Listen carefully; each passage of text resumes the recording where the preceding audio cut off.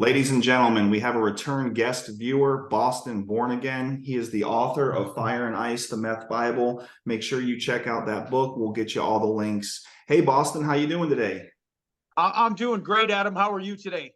I'm good, brother. I'm looking forward to this Q&A, gaining insight and helping others. We've had such an outreach of people wanting to know more information about A, Fire and Ice, the Meth Bible, but B, most importantly, the whole world of gang stalking. So it's an honor and a privilege to have you back on the show. I really appreciate y'all. Thank you. Glad to have you. I'd like to hit a little bit on the gang stalking because your video is #1 on our channel. Thank you so much for that. And most importantly, thank you to God for allowing us the opportunity to shed light in some potentially dark situations.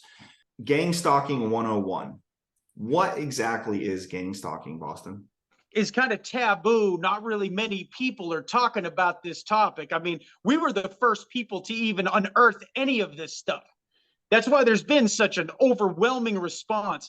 Gang stalking is something that's common in the methamphetamine underworld, okay? Now, there'll be groups of people. They're basically like sadists. They love to torture. And I mean, that's where we've hit on some other videos. You have to understand that everything in this whole counterculture, everything in the meth underworld is controlled by some principality above that's coming from the unseen. It's basically the meth game's its own region. Crack, heroin, all those other drugs, they have their own spirit, but it's nothing like the methamphetamine underworld, okay?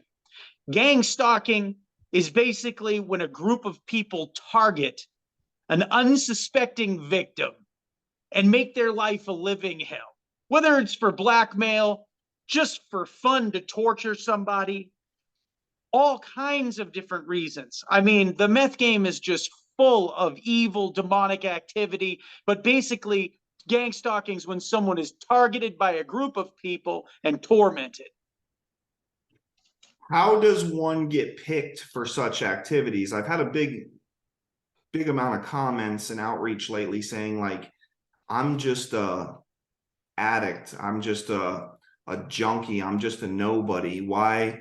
Or on the other side of the spectrum, people are saying, why would they ever target a junkie? How does one get chosen for potential gang stalking? Well, I mean, if you refer back to like Derek Prince, right, which we refer to all the times in these videos, he says that demons travel in gangs, which would potentially control human beings, okay? They have three main purposes: to torment, to keep you from knowing the Lord Jesus Christ, and once you know him, to keep you from preventing you from keeping to serve him properly, okay? So I believe that the gang stalking thing is a group of already evil people who select somebody. Usually it's new people in the game, people that are a little bit far away from the herd, and they target them in order to torment them. So is there like a selection process for something like this? Like, do some get gang stalked and some don't? Because you mentioned like evil people targeting. Is there certain parameters or dynamics that allow more accessibility or the target to be enlarged per se? I mean, I really think that it could be a plethora of things. It could be, do they want to take something from you? Do they want to shame you? Do you have something that they want? Have you made an enemy? It could be anything. But once you're targeted, I mean, this is a very real thing. I never believed in it until I saw it with my own eyes. We've hit on it before in other videos. There is a certain language. Myth is like a lubricant. It makes you almost crazy to begin with. There's a secret language. They will try to talk in code. People will show up to a house and pretend not to know each other, but then it turns out they actually did. It's really to confuse, to torment, to make the target feel like they're insane. And I've seen people do it. I really wasn't a huge target for gang stalking myself, but being in the profession that I was in, I saw it quite a bit, and it is a real thing. Who is targeted typically for gang stalking? Or methamphetamine addicts. Mostly it's new people in the game or somebody who's made an enemy. That's usually what it is.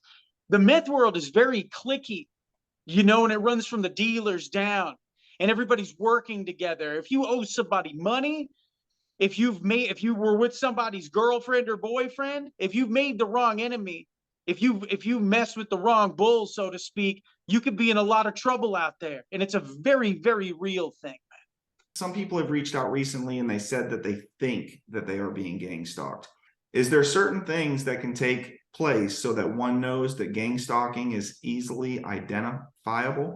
Are there things coming up missing and then reappearing at your house? Do you feel like you're being watched? Do people know things about you that they shouldn't know? Things that only happened when there was nobody around? I mean, the hidden camera thing I thought was a fable. It's in the book, Fire and Ice, the Meth Bible. I thought it was something of like street lore. And there was one part where I was in this very evil place. It was referred to as the mansion, and I saw 4 or 5 laptops on a desktop that had little squared screens in each one of them, and they were recording people with secret cameras. This thing's a very real thing, and I had to see it with my own eyes to believe it. I know it sounds crazy. I know it sounds out there, but you have to understand the people who are doing the gang stalking, they are controlled by something very evil in the unseen realm. Basically, what I'm hearing is the people are more or less controlled by demons working for the devil, right? So the gang stalking actually is on a spiritual and a physical or fleshly level. I think it's just like anything out of the Bible. The evil starts in the spiritual world and it works through people and manifests in real time in our natural world.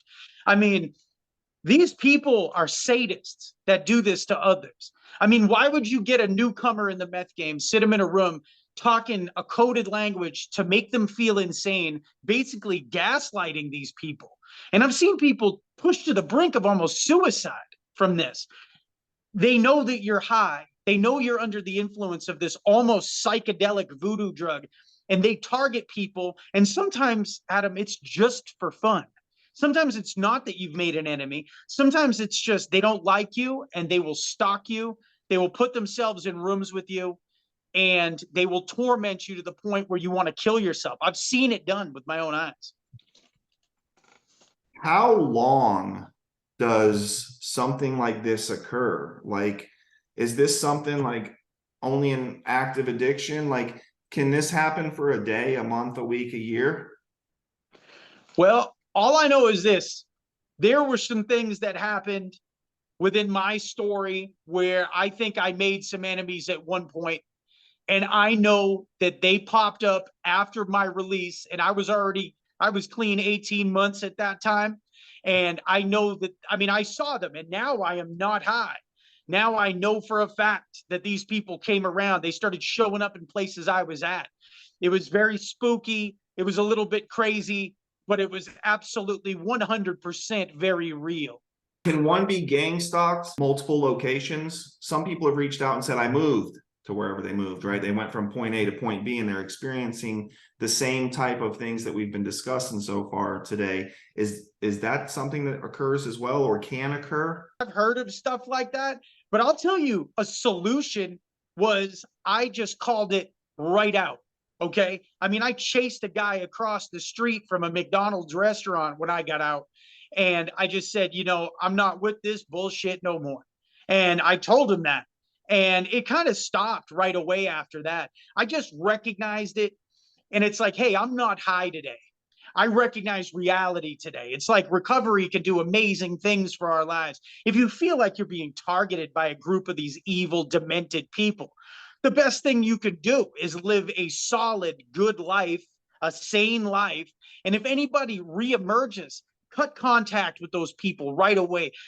The thing about gang stalking is, in my opinion, you have to be asking for it. You're in a realm where you don't belong anyway.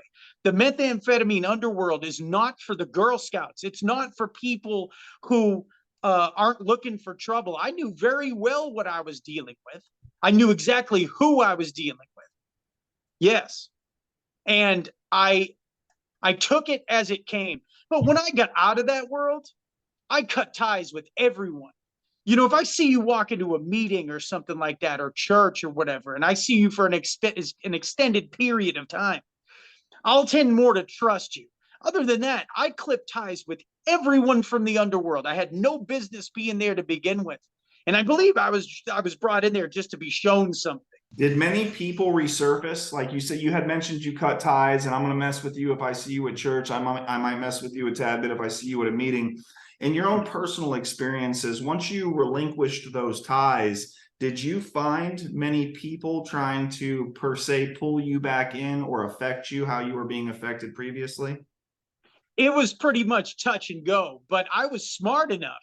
I felt enough pain, and I had such a huge miracle court case, which is in the book too. I made a decision that life and anything that has to do with it had to go. So if I saw somebody questionable coming my way, I would run the other way from these people. And ultimately, I ended up leaving the area. I just had to move on with my life and go do other things. I think that if we live in that world too long, I think that a clean break and a fresh start is not a bad idea. And if you're being gang stalked 100%, sometimes we can't leave, but definitely leave the realm. They call it the realm, the meth world. I've heard it referred to that so many different places. Do you remember when we talked about the Hitler thing, the connection of Hitler and meth? Okay, it's one spirit, right? Like if you're in the crack game's got a certain feel to it. The heroin game's got a certain feel to it. Alcohol's called it a spirit for a reason. They have different feels. The whole way of life, the life of crime is different. Meth is its own specific, very close to the devil realm, okay? And that's why I think it comes from the spiritual world. Every trap house in the United States looks exactly the same. Everybody acts exactly the same. Just like they got the whole country of Germany to fall under a spell like that. I mean, that's a pretty crazy thing. This drug opens the spiritual floodgates like no other drug, like nothing. It invites a different type of evil. It thins the veil to the spiritual world to the point where everyone is affected and acting exactly the same. And that's why I think Christ comes into a lot of our lives, is because we're walking so close with the devil, Adam. Can someone not be per se on meth, but is being messed with by others? So if I'm in a relationship and my partner, my better half, my spouse is suffering from meth addiction, does that open the door or the realm for me to be affected as well? If Jamie relapsed and went back to all the different things and associated with the same individuals, would that leave the door open for me to be gang stalked as well as a partner in a marriage or a relationship? Well, yeah, I mean, for a brief period, I felt like I was being gang stalked by a particular group. And I believe that they were like sending people to my house. And I talked with my dad, he's dead now, and he's in the book too. His character was, and I talked to him, and I told him everything I was experiencing, and he goes, "I don't think that you're totally crazy." He goes, "I think that I see some of the things that you're talking about," because he was witness to it. So absolutely, I mean, when we're in that life, we're inviting evil into our life, and everybody connected to us can be affected. I feared for me and my father's life at one point, you know, and that was no joke, man. And, you know, he definitely saw glimmers of what I was talking about as being true. And trust me, he was the one person trying to prove all of my delusions wrong. I mean, 100%.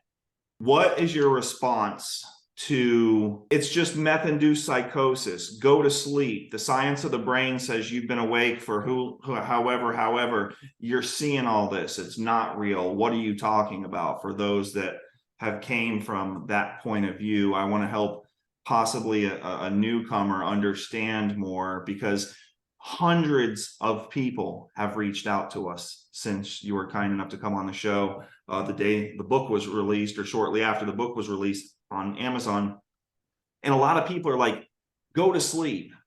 You're just dreaming. You're tweaking, you twacker," or just there's a multitude of things for the unbelievers I mean, me coming from Florida, bro, I mean, hearing it, if I didn't know my wife and hear all the stories, right? And now I'm like, wow, this is too odd to not be real, because it's not just you and me, it's the whole country, it's hundreds of people responding. The biggest thing is somebody from where I'm from is going to be like, bro, you need to go to sleep. You ain't been to sleep in 2 days. You're seeing stuff, Right. right?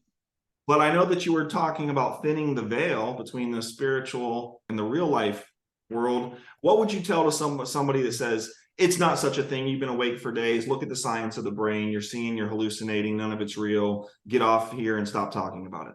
Jesus Christ did miracles, right? I mean, we can all agree if you believe or not in the book of the Holy Bible, he did miracles, Adam. Did he do them for everybody? He did not. Not everybody in the Bible got a miracle, okay? He picks certain people and he doesn't explain why he chooses who he does things for, correct? So basically, I mean, I had one instance for the non-believer out there. It's in the book. And I wouldn't believe this shit if I didn't live through it and have receipts.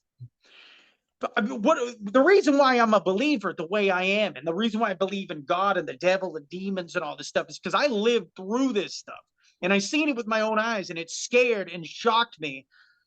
And at other moments, I had such amazing victories that I became a believer. He did those miracles for me so that people around me, people that read this book, people that hear my life story, they may at least ponder the questions.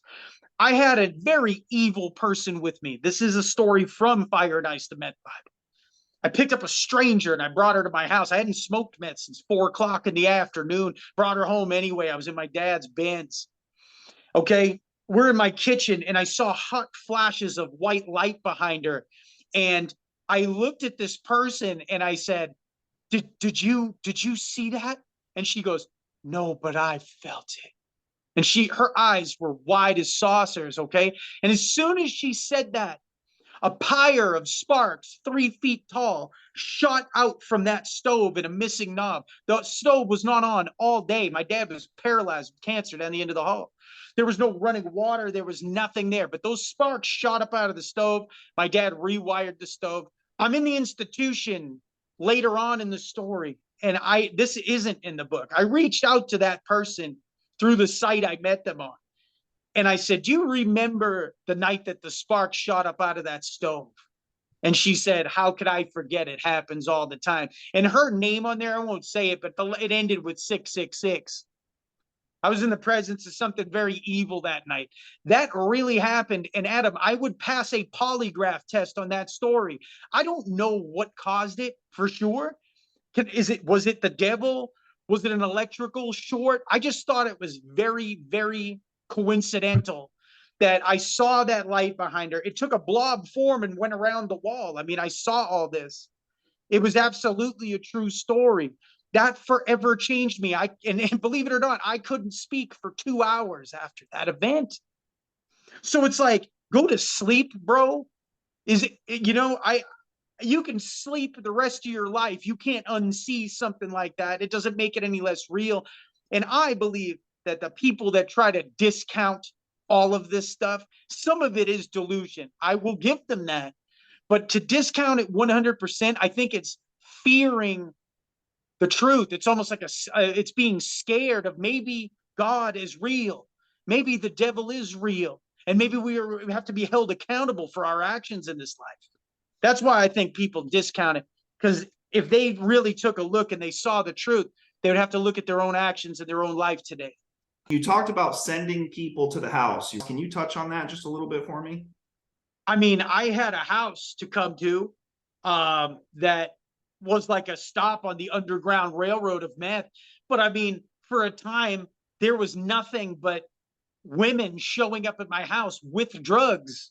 Even in the meth world, I'm not that good looking, Adam. It's like, you know, uh, at some point you have to say this doesn't happen to dudes like this. This is not normal. And I don't care if you have a place to sleep, not this many women show up. That's where the movie Magic chapter unfolded. That's how I got spun out. Is I thought that paid actors were being sent to the house. But who was really behind sending those females with bags of methamphetamines to my house that were more than willing to share everything with me? It was a coincidence that wasn't a coincidence. I was definitely being felt out, and there was definitely an investigation happening. What was going on in my house? They were sending people to come into my home. That's not a lie. I mean, come on. They were coming. One would leave 3 days later. Another one would show up that day. And it was consistent for months and months and months. The better part of a year and a half, actually. Good looking dude or not, you let him in and y'all just hung out, or you told him to kick rocks and start stepping? No, I hung out with them every single time. Are you kidding me? I was a junkie, and I was a sex and pornography addict while I was on meth. They knew exactly what my weaknesses were, and they got it every time. They won every single time. So they basically exploited weaknesses, right? Yeah, I mean, what does the devil send when he wants to steal, kill, and destroy? He sends exactly what you want. Those were my two weaknesses: women and drugs. 100%. How does gang stalking stop? Is it relocation? Is it clean and sober time? Is it seeking salvation? Is it relocating? Is there anything that you could give somebody some advice on if they happen to be experiencing the things that we've discussed in these few different videos over the series about your book, Fire and Ice, the Meth Bible? It's all about cutting soul ties in the spiritual world and the natural. And if you don't cut them in both, you're wasting your time. I entered in pretty much unknowingly a contract with the devil when I was in my time in meth in the streets. I was working for him, promoting drugs, promoting prostitution, promoting pornography, promoting all these things. And I was a bad influence to everyone around me. I ruined people's lives that were connected to me. I was always egging people on to use drugs. I was the worst of the worst. So then it's all the people I slept with. And that's the way it is for anybody out there. You create a soul tie, this bond spiritually with these people, places, and things. I would recommend this. It's a two-parter. You have to first find the Lord Jesus Christ, repent, which means completely turn from sin, change your ways. And also in the natural world, you have to strip and you have to split and cut ties with every human being, every place, and every entity that you were involved in that game with. It's a complete rebirth of a human being. Boston born again. I had to be born again. I had to be rebirthed. When I was in the institution, it was like a womb. God was creating me to be the man that he always intended me to be, changing me. And then I can't get back out and lay down in the mud with swine. I can't. I would have just gone right back to being who I used to be. And that's not why he did all those miracles. And I'm not saying we have to be perfect, Adam.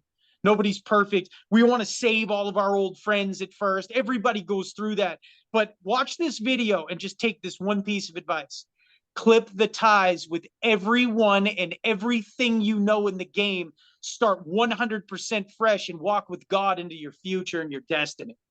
But Boston, if I were to cut my ties with everyone and everything from the game and where I'm at and what's going on, that would leave me all by myself, wouldn't it? Because that's what I would say in response to that if I was still out there.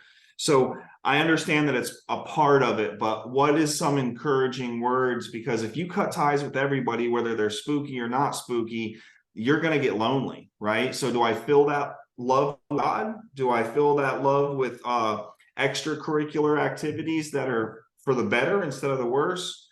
What do I do? Like, if I got to cut everybody off, it's just going to be me, right?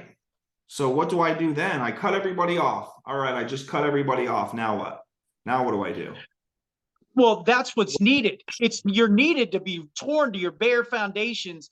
And then you want to be somebody great, you want to be somebody different, strip everything you know, empty out your cup, and then invent with God's help. Take the imagination to reinvent yourself as the person that he sees you as. Get into 12-step programs, get into church, find new friends, new associates, get a new job, move away, whatever it takes. Don't go backwards. Rebuild yourself into the person that you always wanted to be. Write it down, write your vision and make it plain.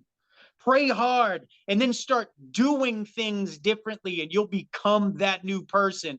You will find yourself surrounded by good, positive people and real friends, not the fake torturous, murderous people we were hanging out with. Now, I was one of those people to others. So I'm not better than any of them, but I had to disconnect and become something new. Now, if I see one of those people that I used to harm in a meeting, I can make my amends and never go back to that old behavior because I'm not the same. I'm not better than anybody, but I'm on a different journey now.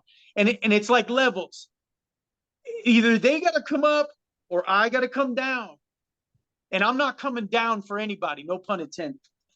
Right. You know, I liked what you said. I'm not better than anybody. I'm just here to reinvent myself, to be born again, to leave the old life behind and welcome in the new life. Right. Is there anything else you want to say? Do you want to hit them with the link for the book? Anything else that you want to mention? I would just search Fire and Ice, the Meth Bible. It's on Amazon.com. You can put it into Google. Fire and Ice, the Meth Bible. It's on BarnesandNoble.com as well. Amazon's probably your easiest way to find it. Go ahead and buy that book. It's the meth game exposed like never before, but trigger warning, it's very raw. It's very real. And I think God gave me the words to write it that like that specifically. The devil was not happy when that book came out on Halloween. Our whole life imploded right after that. It actually started before, almost like he knew what was going to happen. That day that we shot that first really big video, that was the day that this book premiered in paperback. It was by no mistake. People are responding at him and commenting in huge numbers because we are not alone. We're just the first people blazing this trail and talking about this insane life that's there, but nobody wants to talk about.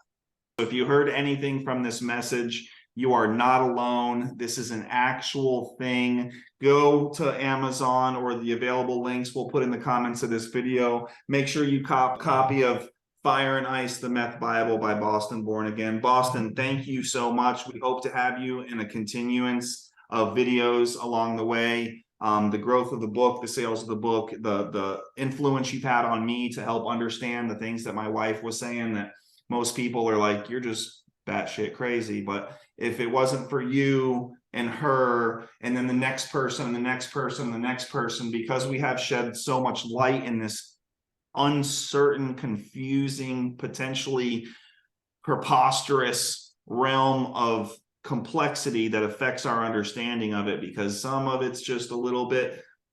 Bro, just thank you so much for clarifying this. We appreciate having you on the show so much. They used to call me Crazy Adam, and now they call me for interviews, period, because it's real.